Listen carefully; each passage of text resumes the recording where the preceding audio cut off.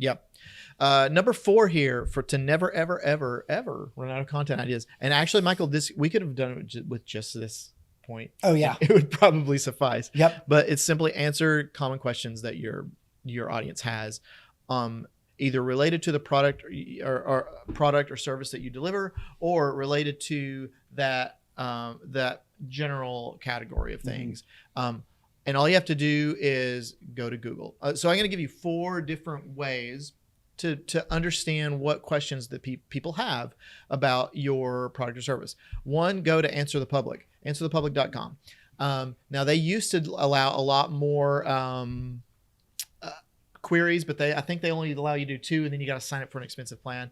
Doesn't matter. All you got to do is put in your keyword, and it will generate. It's question driven, so it will do this circle with a bunch of branches on it, and it will generate like 80 to 100 different questions. It's bizarre that are related to your. So if you're a flooring company, just type in residential flooring, and you'll instantly get 80 to 100 questions that people have. Each one of those is a potential for a piece of content that answers that question.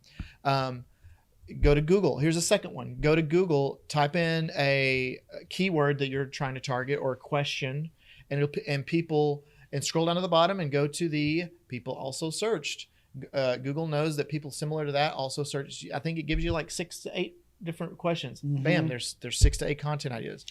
And those can often go right to number 1 on the results. Right. And you can use that to do a rabbit trail. So click one of those, open a new tab. Now you'll get 8 more. Click one of those. So you can use that to branch off different ideas. Go to reddit.com, type in your keyword. You'll find all kinds of things. People asking, there might be a whole subreddit devoted to it. Go in there, poke around, see what questions people have. And then lastly, number 4, just ask your own, keep track of your own customer. When your customer has a question, when you're out on a job site, when you've got a patient in your office, how many times does a healthcare provider have patients have question after question after question after question after question on stuff? Every single question they ask, sometimes it might not be opportunity if it's specific to them, right? But sometimes it's a really common question that you get. If you get it more than twice, that's a blog. People have that question. If they're asking you in the office, they're probably asking Google as well. That's right. And so just produce a piece of content on it. Yeah. Whatever the sales team is talking about on the phone, you need to start writing blogs about that. Write a blog post about it. And a lot of times that stuff can like pre-filter people out as well.